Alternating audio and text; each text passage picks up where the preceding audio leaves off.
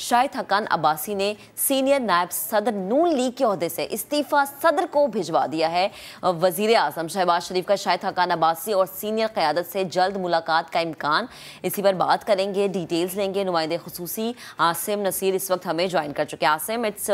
Very alarming कि जी जब बात हो रही थी मरियम नवाज से आपकी प्लेन में, तो हमने देखा था कि इंटरव्यू में उन्होंने कहा था कि शाहिद हक्कान अब्बासी की पार्टी से मोहब्बत, पार्टी से वाबस्तगी, इस पर कोई शक व शुबा नहीं है, और सडन ऐसा फैसला आ जाना नून लीग को एक झटका लगा है। आपके पास क्या डिटेल्स हैं? हाँ जी, बिल्कुल ऐसा ही है। ये मुस्लिम लीग नून के लिए एक बहुत बड़ा झटका भी है और धचका भी है, क्योंकि साबिक वज़ीर आज़म भी रहे थे शाहिद हक्कान अब्बासी, और नवाज शरीफ की जब नाअहली हुई उसके बाद उन्होंने उन हालात में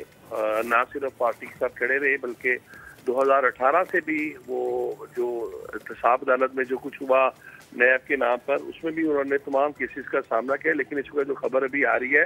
वो शाहिद हक्कान अब्बासी के हवाले से अब ये कंफर्म किया जा रहा है कि उन्होंने पार्टी की सीनियर नायब सदारत के ओहदे को छोड़ दिया है और अपना रिजाइन जो है वो पार्टी के सदर शहबाज शरीफ को भिजवा दिया है। तहम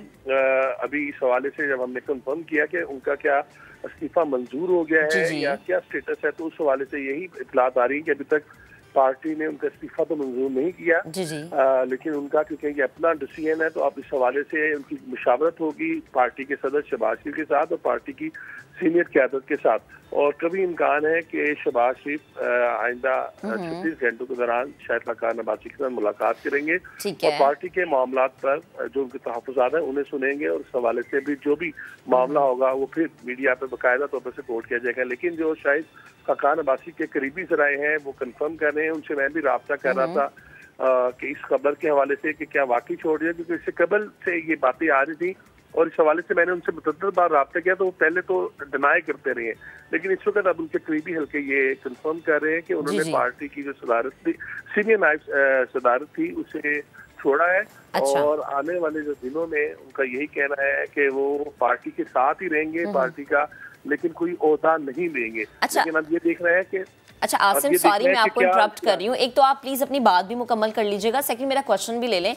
अच्छा, मसला हुआ क्या मरियम नवाज के साथ एक कोई वर्किंग रिलेशनशिप वाला माहौल इनका डेवलप नहीं हुआ? क्योंकि हमने अक्सर टॉक शोज़ में ये सुना, रिसेंटली एक अपना इंटरव्यू दे रहे थे टीवी टॉक शो में, जिसमें बात कर रहे थे कि कॉन्फ्लिक्ट कोई नहीं है मगर मैं एक प्लेटफॉर्म पे काम नहीं कर सकता। वो काम क्या मरियम नवाज के साथ काम ना करने वाली बात थी या पार्टी में मौजूद किसी और शख्सियत से उनके इख्तलाफात है? आपकी तो माशाल्लाह एक्सपर्टीज़ है, आप ग्राउंड पर होते हैं, आपकी मुलाकातें भी होती हैं। मिफ्ता इस्माइल का भी हमने मामला देखा जिस पर मरियम नवाज ने आप ही को इंटरव्यू देते हुए कहा जी नो कमेंट्स, वो कमेंट नहीं करना चाहती उनकी शख्सियत पर। तो क्या लग रहा है यहाँ पर मेन रीजन क्या है? देखिए, यहाँ पे ये आपने बड़ी रेलिवेंट बात की है, क्वेश्चन बड़ा रेलिवेंट है। असल में मामला जो है ना वो सिर्फ शायद हक्कान अब्बासी तक नहीं है, ये बात बहुत आगे तक जाएगी। ये तो शायद बारिश के पहले कतरे साबित हुए हैं और अभी मजीद इस्तीफे भी और पार्टी की जो नाराजगी है वो खुल के सामने आएगी। और मुस्लिम लीग नून के अंदर जो एक बड़ा धड़ा जो नाराज हुआ था, शायद अब वो खुल के सामने आ जाएगा शायद हक्कान अब्बासी के बाद। तो ये जो सारा मामला है इसमें दो तीन चीजें थी। एक तो ये था कि पार्टी के अंदर जो सीनियर क़यादत थी वो दबे लफ्जों में हमसे भी गुफ्तगू करते हुए, मैं हमसे नाम नहीं लेता क्योंकि उन्होंने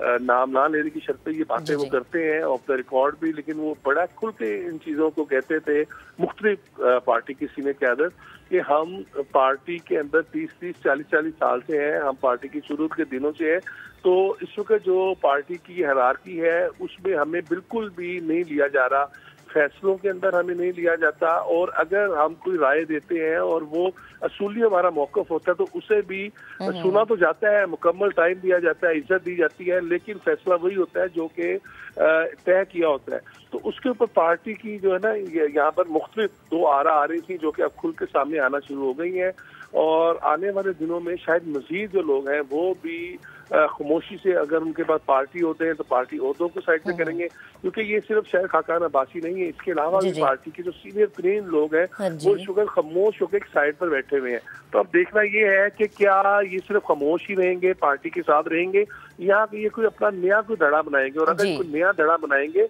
तो ये मुस्लिम लीग नून के लिए बहुत अलार्मिंग और मैक्सिमम डैमेजिंग होगा। अलार्मिंग तो अभी आ गया है ये, लेकिन बहुत ज्यादा डैमेजिंग होगा। और अगर कोई नया धड़ा बनता है और इलेक्शन के सर पर होते हुए, तो ये मुस्लिम लीग नून के लिए आप ये कह सकते हैं कि उनके लिए इलेक्शन मुहिम ना सिर्फ उनकी खराब होगी बल्कि उनके लिए इक़्तिदार में आना बड़ा मुश्किल हो जाएगा। बिल्कुल आसिम, ये तो मरियम नवाज के लिए बड़ी चैलेंजिंग सूरत हाल हो जाएगी। आपने बोला ना खामोशी वाले लोगों का आपने जिक्र किया, तो आई थिंक इसमें चौधरी निसार का नाम लेना बड़ा जरूरी है। बेहद शुक्रिया आसिम, आप हमारे साथ मौजूद थे, डिटेल्स आपने दी।